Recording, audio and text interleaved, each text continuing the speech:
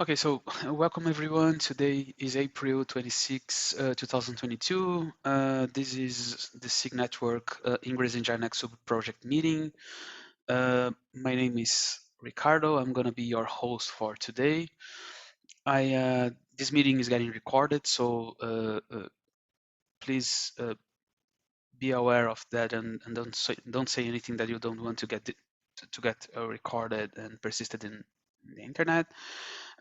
We are under the code of conduct here. We need to comply to the code of conduct, so please be nice with each other, and any violation of the code of conduct, feel free to reach me or conduct@kubernetes.io or the Slack channel code of conduct.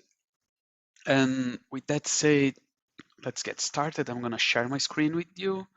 We have a pretty small agenda for today, but let's see if we are missing something.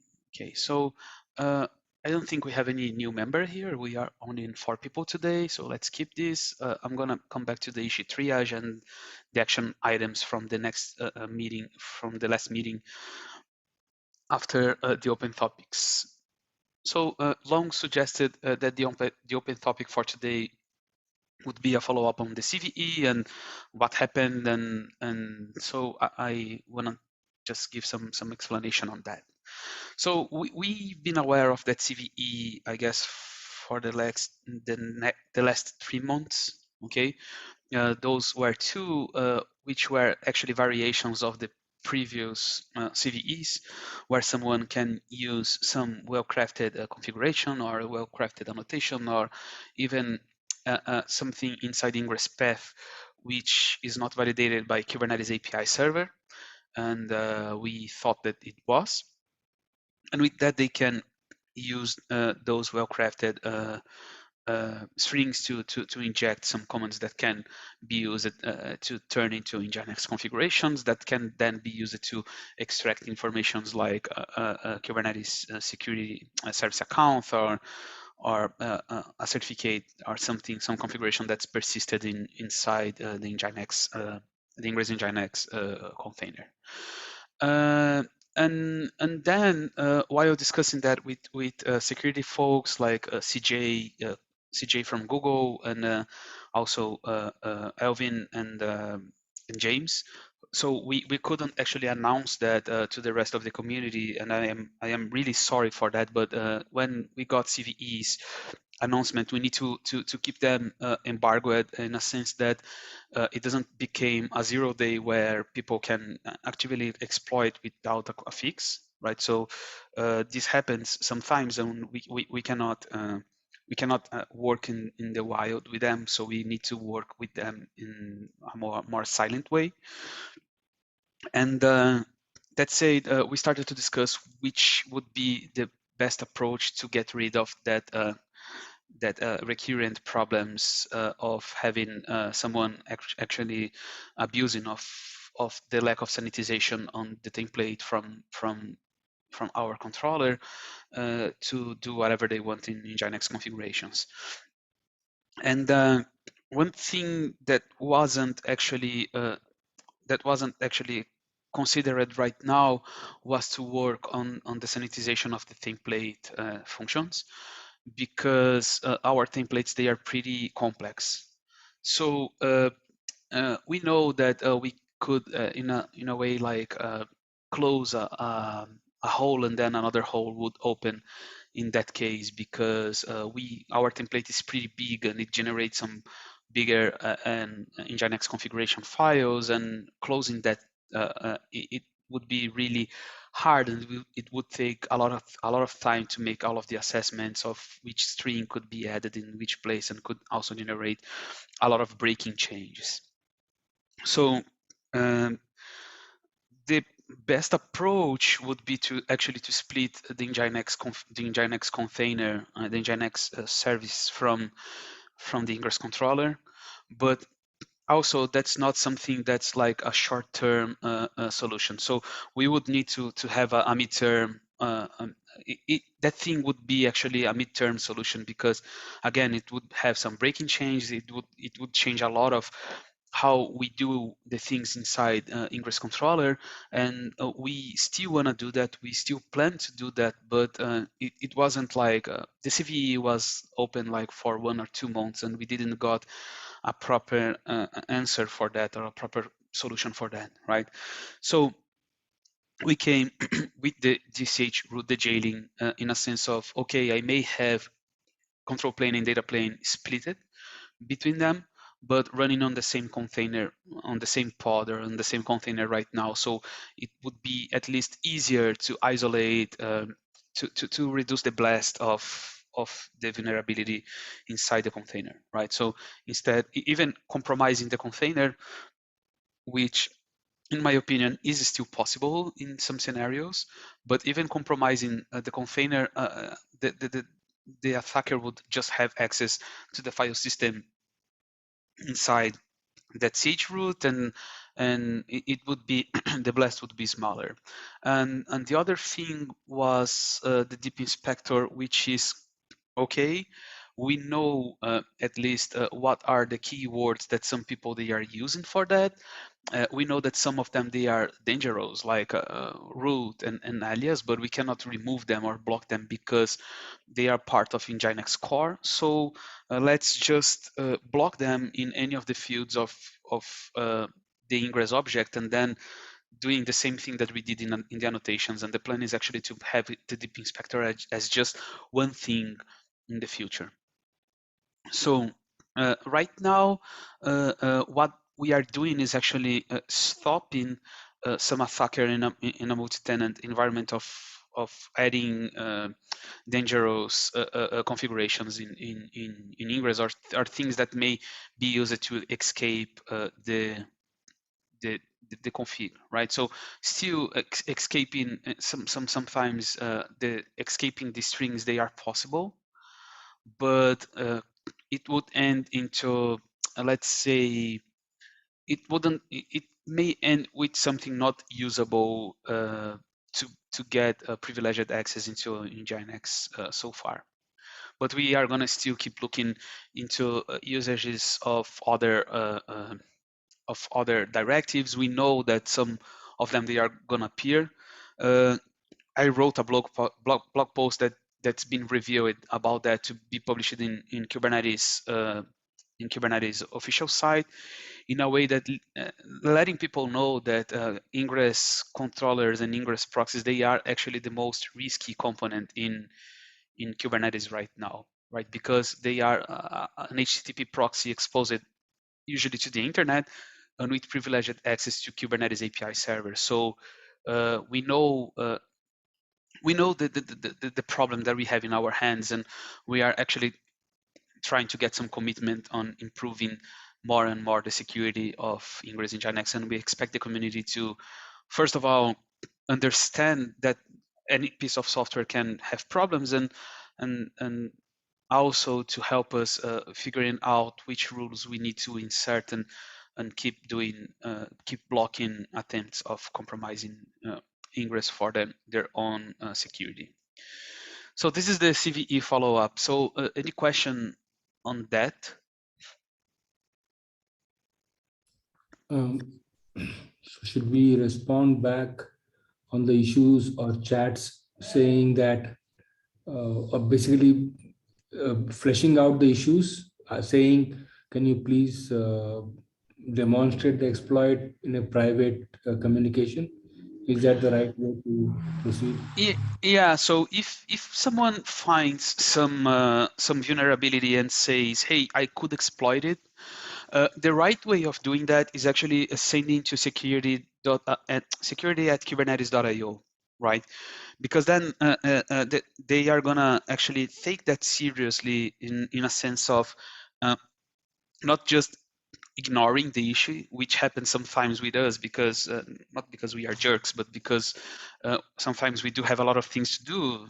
In my case, I keep missing all of the GitHub notifications. So actually, the security committee, when they receive an exploit or a vulnerability notification, they take really seriously on that, and they keep pinging us, and they keep following us, and they do the CVE allocation and all of the other things. So yeah, the right process in this case, when someone says, hey, I found a vulnerability and I want to report, and this is why we do have this thing as well, uh, is actually following the security report, the security, not this one, sorry, but they should follow this thing here, and also this one here, and they can reach us. So this is how a new vulnerability should be reported. So point people to this page if they find something like that long, and kindly ask them to report this in privately with how they exploited, how this can be used, how dangerous it is. So they do have a template, and they are gonna keep in touch with the people that reports vulnerabilities. Okay. Okay, got it. Yeah. And Just to and, add, and I ask people not to disclose vulnerabilities in GitHub issues. If you see something like that, please ask them to I mean, not putting actually the exploit there, because when they do that, they are actually exposing. They are not giving us a chance to fix, and they are exposing others for other clusters, other people to that vulnerability, and they won't have the chance also to fix. So if you see something, just kindly ask them, hey, can you please report this to security policy and remove your comment, and reach me if the people cannot, that person cannot remove, because I think I can edit GitHub issues as an example. okay, Yeah, just I can. Mhm. okay, just as a note, beside the CVs reported, there's also one issue open. I don't have the number right now, but it's about somebody saying there is a vulnerability with the certificates, as well as in if multiple subjects and alternatives are in the SNI for one single certificate, then there's an issue which says there are actually two issues report saying that's not secure. Uh, Hmm. Can you the send way, us? Can you send those to me? yeah, I'll search and send, but one is an old one and one is a recent one. So Okay, I'll, okay. send them to me, and I will take a look into them. I mean, right now that I could get rid of all of those CVEs, I'm planning actually. I need to create some way, like some spreadsheet or something like that, to me, that I know what is actually my QE, the things that I keep promising you all in all the meetings to review, and I keep forgetting. So send those to me. I will just open a spreadsheet for myself and prioritize those for me, to take a look if they are real or if they are something that can be like, okay, it's not Okay. that thing that you say. So yeah, Okay. and thank you. Okay, and oh look, there is an update on this that fixes that CVE that people keep poking me. Uh, all right, so what else? Any issue triage that you folks wanna take a look right now, or a pull request that should be taken? Because I can take a look into. Let me see. I have 5 more minutes, so I can take a look into some pull request or something that's already that's stuck, and we can take a look. So do you have anything in mind, Long, that you remember on? Otherwise, I will just return you all earlier today, even because I need to finish some things as well. I will call it once and twice. All right, and okay. So sorry, folks, for having this short meeting. I think that anyway, it was pretty productive. I will start looking again into my QE, and feel free to send them, or I will even open a spreadsheet or something like that we can probably have some better control on issues and pull requests that need attentions of each person, like me, Alvin, Jintao, and other folks. Probably we can start working on that, so we won't keep the tracking on important things. Okay. What's the um, rough, or what is the rough estimate for releasing that ingress annotation, ingress.class annotation Oh, becoming first class uh, citizen? yeah, actually, we need to start working on that, right? So what I'm doing right now is that Noah did a great job with cert manager folks, and he opened. Let me show you. I think you saw that, but he opened a PR actually Yeah, improving the documentations, right? yeah. So, and this is great because uh, we will have actually a contract with with SIG-Network and with Kubernetes on how should how actually should we behave on that, right?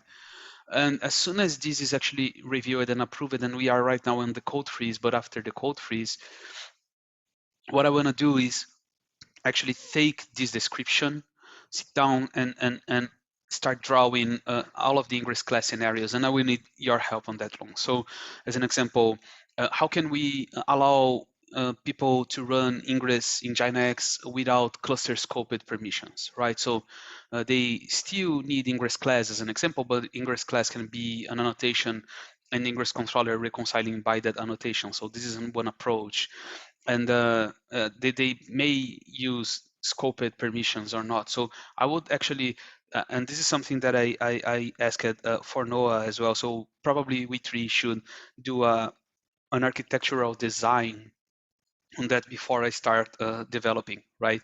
And by architectural design, I mean like we should establish the scenarios, like what users complained, what we think it should happen when we do have like an Ingress class and an Ingress class, and how can we even keep the compatibility in a sense of not breaking users, and then we can start actually working on the code. So if you wanna tackle on that with Noah, or maybe start like doing the user stories on that, it would be great. I mean, it would make the life easier. Okay, but I think the focus is just two bullet 2 points focus. One is if the documentation, if the official documentation already starts saying that the annotation is given priority, but the actual code in the controller doesn't do that, then we have to have an understanding among us that if somebody raises an issue or Hmm. currently open issues, we should just update them saying yes, the official documentation says the annotation is given first preference, but we are in the process of implementing. We should make that information available either through our docs or manually typing it in issues. Yeah. So I think you are actually worried on the existing issues, right? And one thing that we can say to the users is that we are working on that, right? So this is how it works today, and you are going to start working on like a better way of doing that. Make Yeah, sense? yeah. Like it's not actually a shame on saying we did a mistake, we didn't follow it, what the annotations said when we were developing this, and we break actually the desired way. So now we are not going to roll back the whole behavior because we know that it may breaks for other users, but we are thinking on a better approach for everyone, and we are sorry for the inconvenience. I think that's fine in my opinion. Yeah. I think we should just have general understanding that that's what Hmm. we will do. But I was just saying that this PR is already in place for documentation, right? And Yeah. I read it only once, but I think it says that um, the annotation You- is officially the preferred option, but our controller is not yet implementing that. So if somebody, yeah.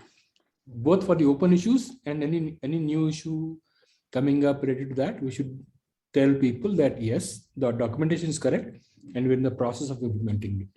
Hmm. Sounds good. And if you see like a lot of people opening the same issue, just make mark as duplicate, close, and point to the other one. That's fine. So we Right. may Okay. work in just one.